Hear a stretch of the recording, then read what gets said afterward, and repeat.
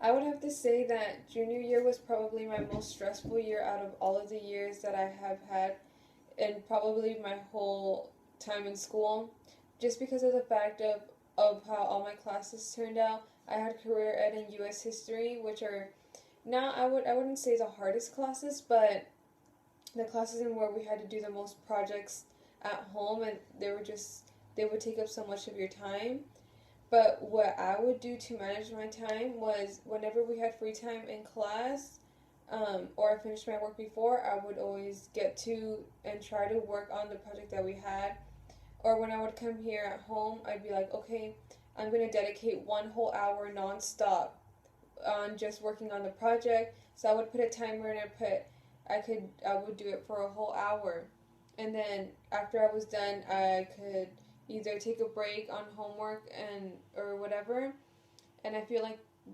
to me that's the best method I could use because I tell myself that I'll only be working for an hour instead of little periods here and like throughout the day, which eventually takes up even more of your time because you're just basically doing nothing the whole day because you work on it for a little while, then you stop and then you go back. So I would dedicate a whole hour nonstop on just the projects, and then um, I would finish, or I would get like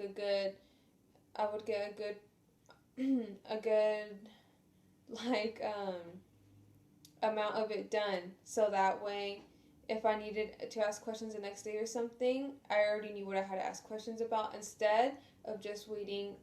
for the night before and cramming it all together and then not knowing sure. So that would probably what I would use and still be using